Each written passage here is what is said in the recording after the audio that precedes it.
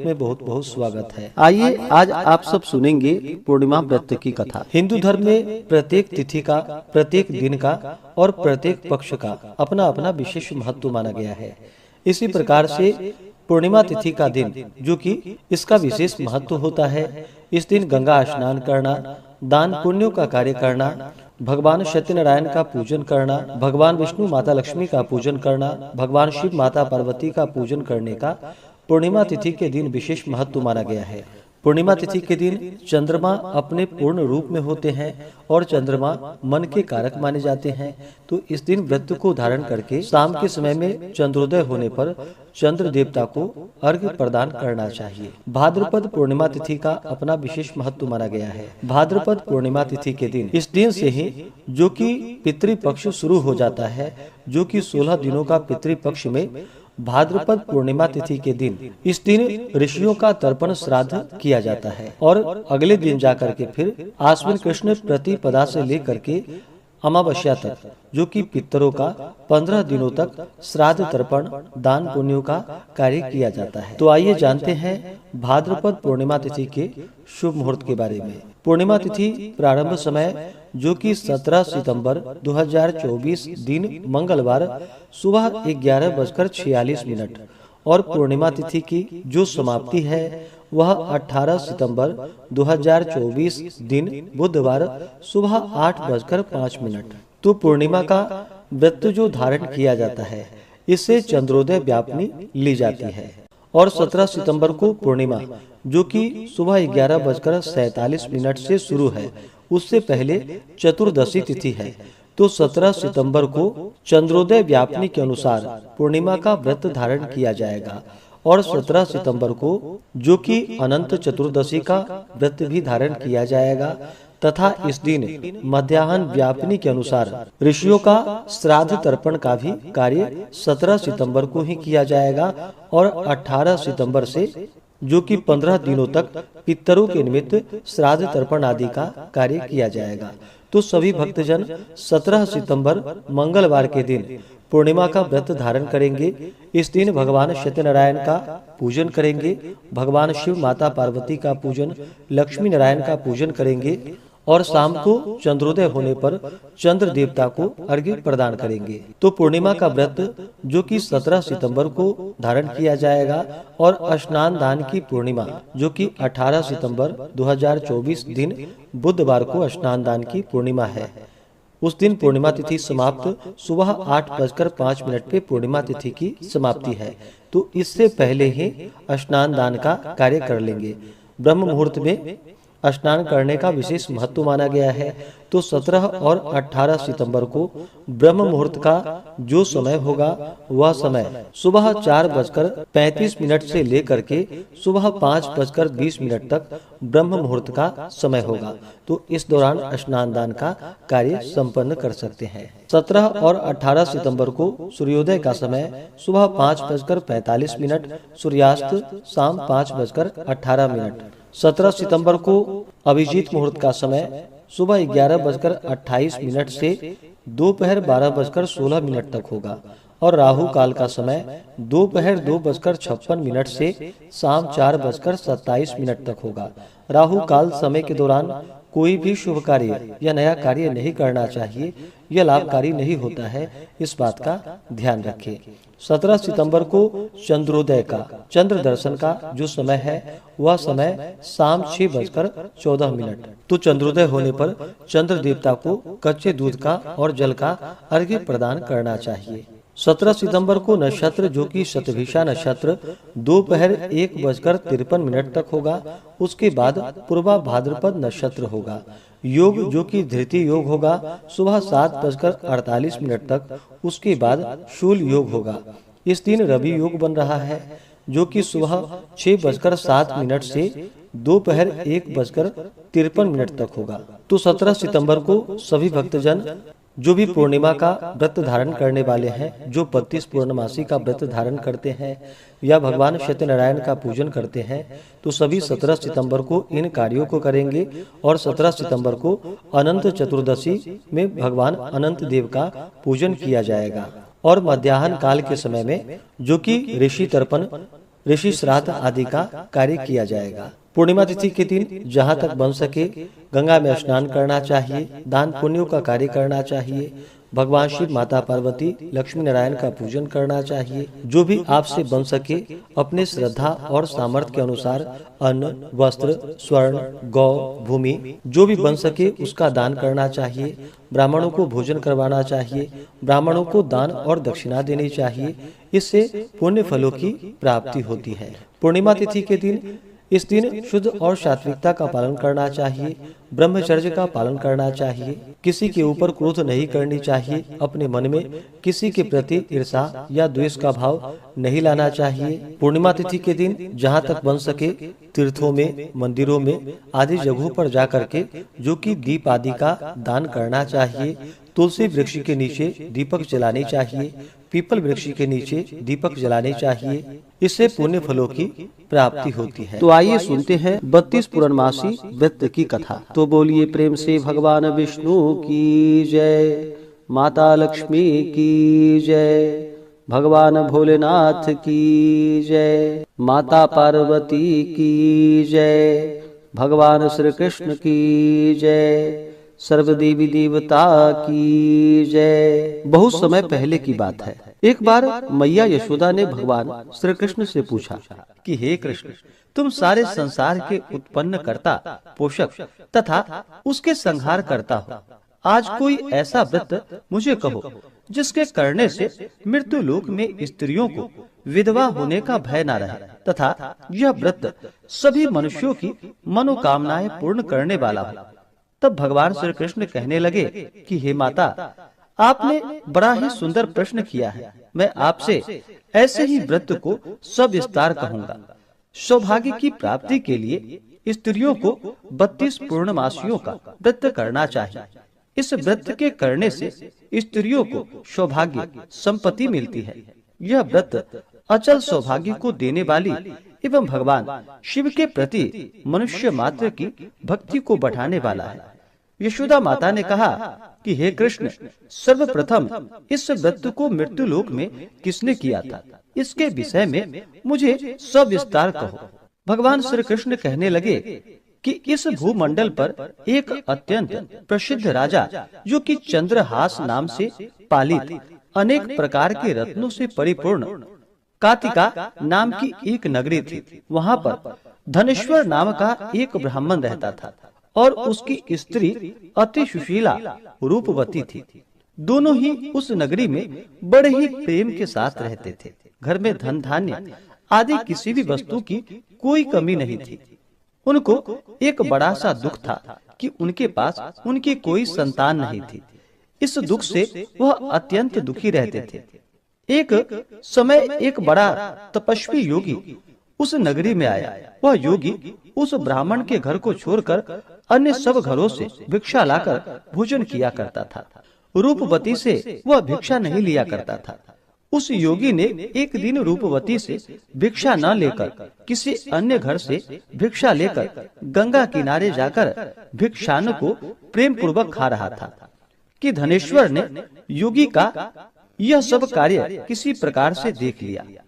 अपने भिक्षा के अनादर से दुखी होकर धनेश्वर योगी से बोला कि हे महात्मन, आप सब घरों से भिक्षा लेते हैं परंतु मेरे घर की भिक्षा कभी भी नहीं लेते, इसका क्या कारण है? योगी ने कहा कि निसंतान के घर की भीख पतितों के अन्न के तुल्य होती है और जो पतितों का अन्न खाता है वह भी पतित हो जाता है। क्योंकि तुम निसंतान हो अतः पतित हो जाने के भय से मैं तुम्हारे घर की भिक्षा नहीं लेता हूँ। धनेश्वर यह बात सुनकर अपने मन में बहुत दुखी हुआ और हाथ जोड़कर योगी के पैरों में गिर पड़ा तथा अंतर्भाव से कहने लगा कि हे महाराज, यदि ऐसा है तो आप मुझको पुत्र प्राप्ति का उपाय बतलाइए। आप सर्वज्ञ हैं, मुझ पर अवश्य ही कृपा कीजिए। धन की मेरे घर में कोई कमी नहीं, परंतु मैं पुत्र न होने के कारण अत्यंत दुखी हूँ। आप मेरे इस दुख का हरण करें।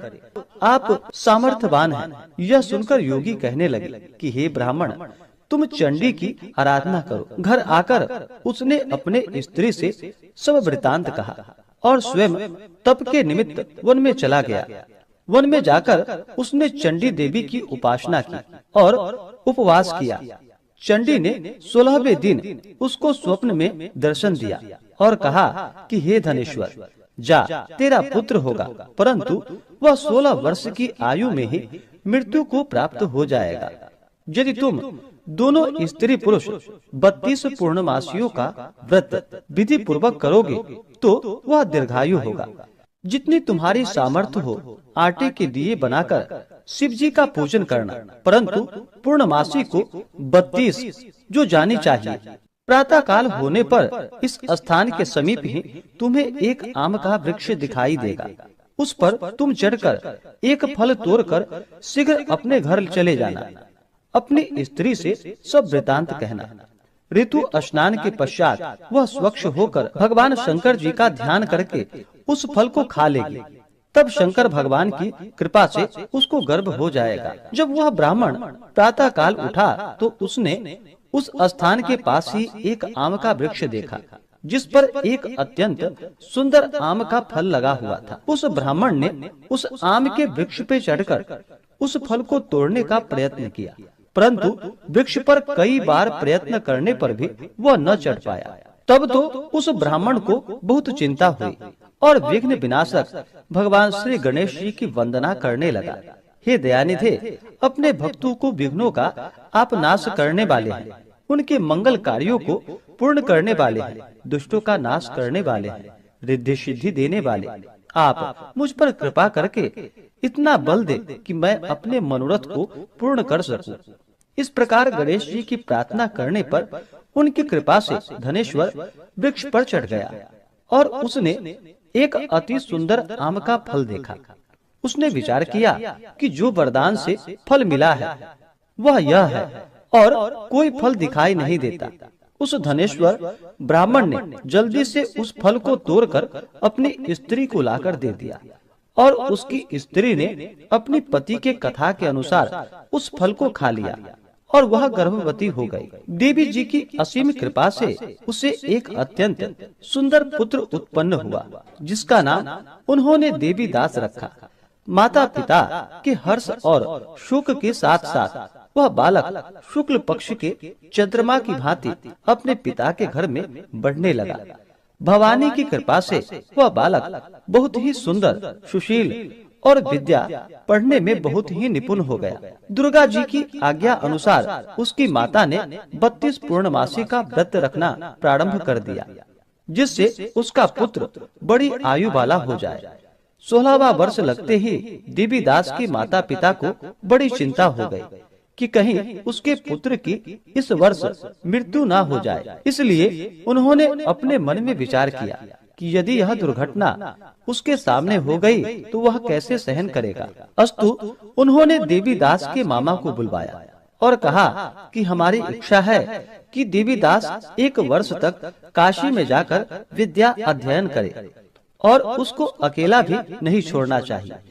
इसलिए साथ में तुम चले जाओ और 1 वर्ष के पश्चात इसको वापस लौटा लाना। सब प्रबंध करके उसके माता पिता ने काशी जाने के लिए देवीदास को एक घोड़े पर बैठाकर उसके मामा को उसके साथ भेज दिया। किंतु यह बात उसके मामा या किसी और को कहीं पता नहीं थी। धनेश्वर ने सपत्नीक अपने पुत्र की मंगल कामना तथा दीर्घायु के लिए भगवती दुर्गा की आराधना और पूर्णमासियों का व्रत करना आरंभ कर दिया। इस प्रकार बराबर 32 पूर्णमासी का व्रत पूर्ण किया। कुछ समय के पश्चात एक दिन वह दोनों मामा और भांजा मार्ग में रात्रि बिताने के लिए किसी ग्राम में ठहरे हुए थे।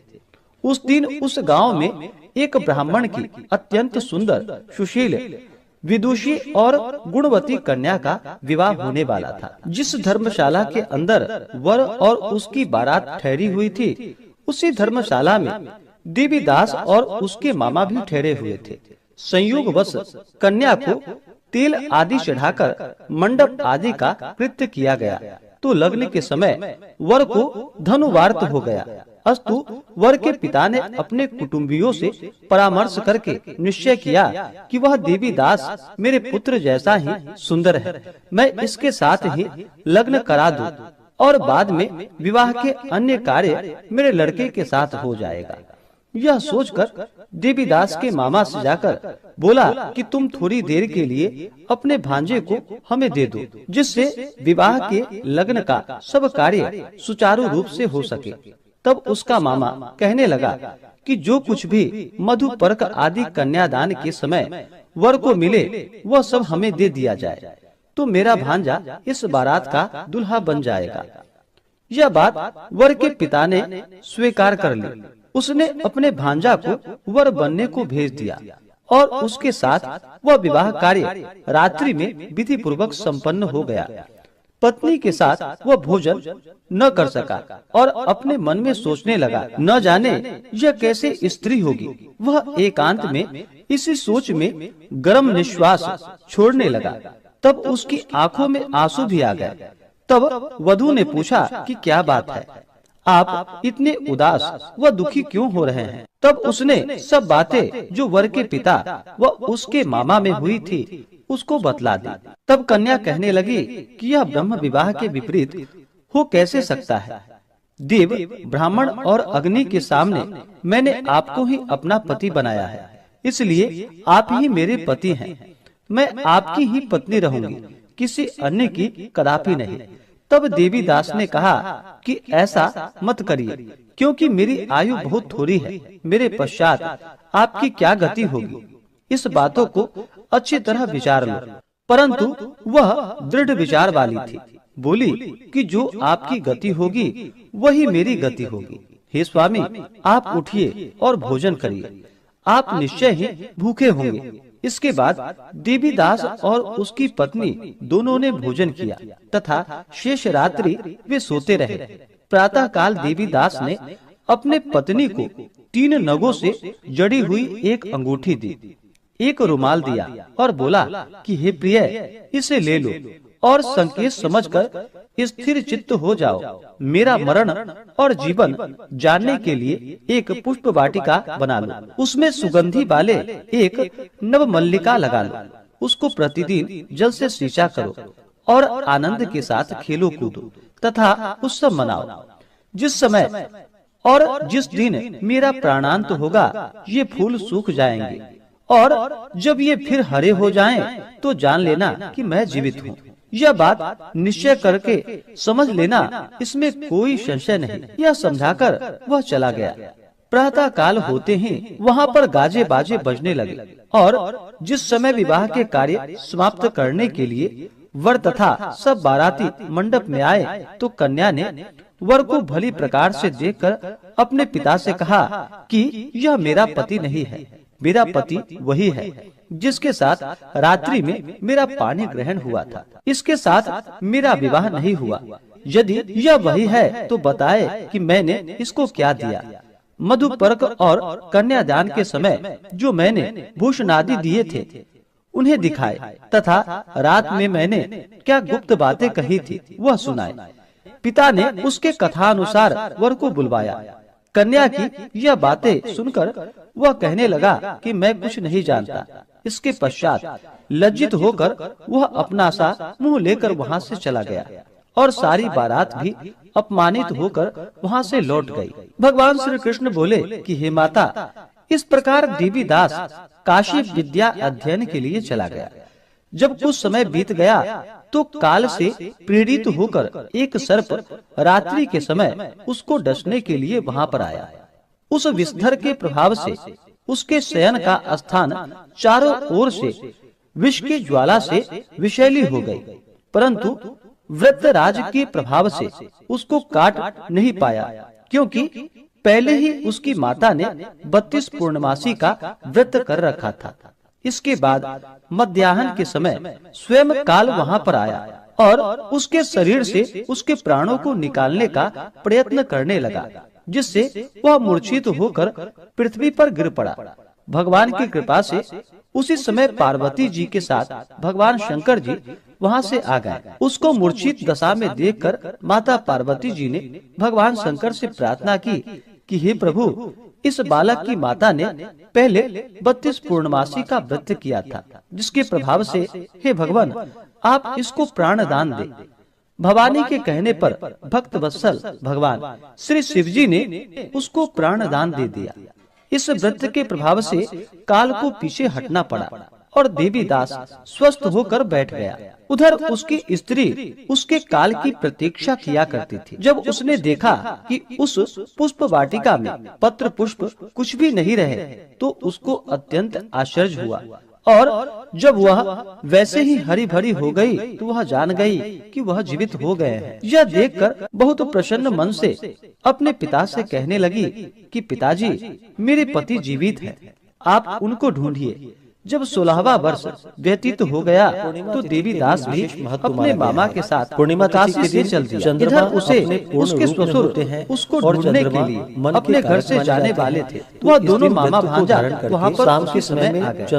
उनको आया देखकर उसका ससुर बड़ा ही प्रसन्नता के साथ अपने घर में उसे ले गया। विशेष महत्व उस समय नगर के निवासी भी वहाँ पर इकट्ठे हो गए, जो कि और सबने निश्चय हो जाता है कि अवश्य 16 दिनों इस बालक के साथ इस कन्या का विवाह पूर्णिमा तिथि के दिन उस बालक को जब कन्या ने देखा तो वह पहचान ली और अगले दिन जाकर के यह तो वही है जो संगीत करके गए थे। तदुपरांत जो सभी कहने लगे कि भला हुआ जो याद आ गया, और सब नगरवासी ने आनंद मनाया। कुछ दिन के बाद देवीदास अपनी पत्नी और मामा के साथ पूर्णिमा तिथि प्रारंभ समय घर से बहुत सा उपहार आदि लेकर अपने घर के लिए मंगलवार सुबह जब वह अपने गांव के निकट आ गया और पूर्णिमा तो कई लोगों ने उसको देखकर वह उसके माता पिता को पहले ही जाकर सारी खबर बता दी। तुम्हारा पुत्र देवीदास अपनी पत्नी पूर्णिमा का मामा के सहित जो धारण किया जाता है, ऐसा समाचार चंद्रोदय व्याप पहले तो ली जाती है। उन्हें विश्वास ही नहीं हुआ पूर्णिमा, किंतु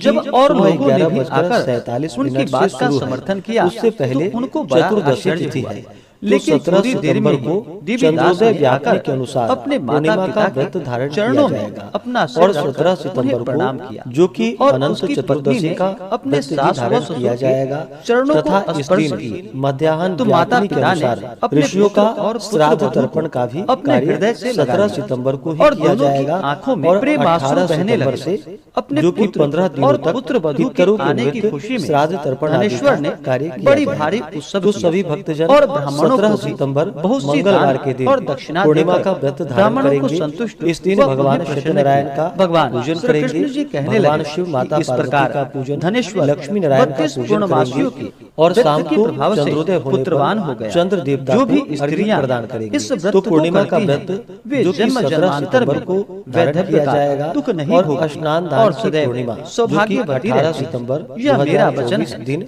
इस बुधवार को स्नान दान की पूर्णिमा है। यह व्रत उस दिन पूर्णिमा तिथि समाप्त को देने वाला तथा संपूर्ण मनोकामनाओं को पूर्ण करने वाला। तो इससे पहले पूर्णमासियों स्नान दान का करने से व्रती ब्रह्म मुहूर्त में इच्छाएं स्नान करने का विशेष महत्व माना गया है हो जाते। तो बोलिए प्रेम से भगवान विष्णु। ब्रह्म मुहूर्त का जो समय होगा वह समय सुबह 4:35 से लेकर के सुबह 5:20 तक ब्रह्म मुहूर्त का समय होगा। तो इस दौरान स्नान दान का कार्य संपन्न कर सकते हैं। 17 और 18 सितंबर को सूर्योदय का समय सुबह 5:45, सूर्यास्त शाम 5:18। 17 सितंबर को अभिजीत मुहूर्त का समय सुबह 11:28 से दोपहर 12:16 तक होगा और राहु काल का समय दोपहर 2:56 से शाम 4:27 तक होगा। राहु काल समय के दौरान कोई भी शुभ कार्य या नया कार्य नहीं करना चाहिए, यह लाभकारी नहीं होता है, इस बात का ध्यान रखें। 17 सितंबर को चंद्रोदय का चंद्र दर्शन का